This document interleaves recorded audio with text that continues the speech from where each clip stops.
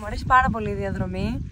Έβρεξε κιόλας, μετά σταμάτησε, μετά ξαναέβρεξε, μετά ξανασταμάτησε. Ναι, αλλά τώρα καθάρισε λίγο ο ουρανός. Τώρα έχουμε κατέβει σε μια μικρή κοιλάδα, ένα δασάκι. Πώς να το πούμε. Εδώ, πάρα πολύ όμορφο σημείο με τις πέτρες, με τους βράχους και με το ποταμάκι, έτσι, με το νερό να ρέει. Ναι, αυτό το ποταμάκι δεν έχει όνομα εδώ, αλλά καταλήγει πιο κάτω, λέγεται Χίου ντους Πάτους. Λίγο πιο κάτω και σχηματίζει και έχει ένα μικρό καταράκτη, νομίζω. Προς το παρόν, εμείς συνεχίζουμε βέβαια αυτήν την υπέροχη διαδρομή και σιγά σιγά καθαρίζει και ο ουρανός. Πάτου δεν είναι η Πάπια. Ναι, νομίζω δηλαδή ονομάζεται ποτάμι των Παπιών, λίγο πιο κάτω. Περνάμε από ένα πολύ ιδιαίτερο σημείο. Βλέπουμε ότι το έδαφος έχει υποστεί διάβρωση και περνάμε από ένα στενό πέρασμα με χώμα δεξιά και αριστερά και κάτω το ίδιο.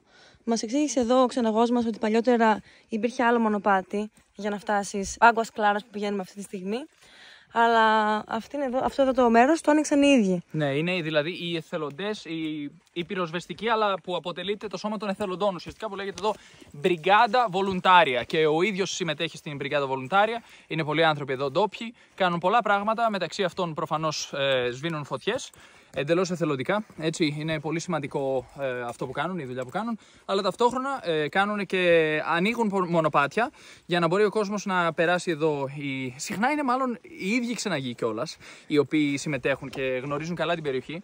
Έτσι, εφόσον κάνουν ήδη τα tour, τα καθημερινά αυτά tour που κάνουμε και εμείς σήμερα για παράδειγμα, ταυτόχρονα γνωρίζουν το μέρος και μπορούν να ανοίξουν μονοπάτια, μπορούν να πάνε και να σβήσουν τη φωτιά, μπορούν να κάνουν άλλες δουλειές που ακόμη και οι επαγγελματίες πυροσβέστες δεν είναι πολύ καλά εκπαιδευμένοι να κάνουν. Για παράδειγμα, διάσωση ανθρώπου με φορείο. Έτσι, πηγαίνουν και κάποιες φορές μπορεί να χρειαστεί να κουβαλήσουν έναν άνθρωπο τραυματισμένο, ένα τραυματία για 7-10 ώρες, μας έλεγε προηγουμένως. Ναι.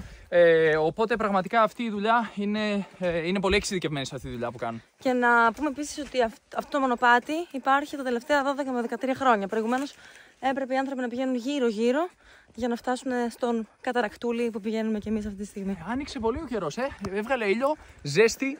Εξαφανίστηκαν τα σύννεφα. Έτσι, τέλεια. Ναι. Σχετικά με τα σύννεφα, εντωμεταξύ, υπάρχει μια πολύ ενδιαφέρουσα ιδέα, πληροφόρηση που μας είπε προηγουμένως ο ξεναγός μας, ότι εδώ κοντά υπάρχει ένα μέρος που λέγεται Μουκουζέ, που καλλιεργούν βιομηχανικά σε μεγάλες ποσότητες πατάτες, καρότα, τέλος πάντων διάφορα ό,τι προϊόντα καλλιεργούν για να στείλουν σε σούπερ μάρκετ, σε βιομηχανίες κλπ.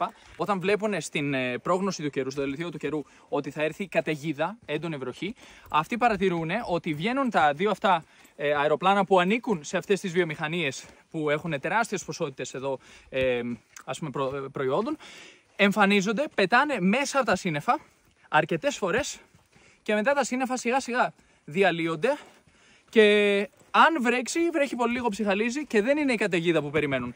Και είναι πραγματικά λέει, κάτι που όλοι οι ντόπιοι υποπτεύονται, χωρίς να έχουν βέβαια επιβεβαίωση, αλλά υποπτεύονται ότι είναι αυτό. Ότι έχουν κάποια σχέση αυτές οι βιομηχανίες με τον έλεγχο σε κάποιο βαθμό εδώ του ντόπιου κλίματος για να φροντίσουν να μην καταστραφούν οι εισοδιές τους. Τρομερό, έτσι. Ναι. Και μάλιστα μας είπε ότι στην Ιαπωνία οι άνθρωποι εκεί μπορούν να δημιουργήσουν βροχή επίσης. Ναι, φυσικά. Είναι μια τεχνολογία που αρκετές χώρες, νομίζω ακόμη και στη Μέση Ανατολή, πολλοί άνθρωποι θα θέλουν να μπορέσουν να ελέγξουν καλύτερα, ώστε σε μέρη που υπάρχει πολλή ξηρασία να έχουν βροχή όποτε το επιθυμούν και στα μέρη όπου υπάρχει πολλή βροχή, έντονη βροχόπτωση, να μπορούν να την ελέγξουν και να την μειώσουν. Όπως για παράδειγμα έγινε στην πολιτεία Rio Grande do Sul πέρυσι, που έγινε πραγματικά, υπήρξε μια τραγωδία, εκεί πλημμύρισε το μέρος. Αλλά παρόλη την πλημμύρα, παρόλους τους ανθρώπους που χάσαν τα σπίτια τους κλπ., συνέχιζε η βροχή και δεν σταματούσε. Και επειδή θα έφτανε σε τόσο τραγικό σημείο, εδώ ο ξεναγός μας εξήγησε ότι χρησιμοποίησαν αυτού του είδους την τεχνολογία για να κοπάσουν, κατά μία έννοια, αυτές τις βροχές που δεν σταματούσαν και έτσι ηρέμησε και λίγο η κατάσταση εκεί πέρα. Γιατί αν συνεχιζόταν έτσι, μπορεί να καταστραφόταν και ολόκληρη η πολιτεία έτσι όπως πήγαινε.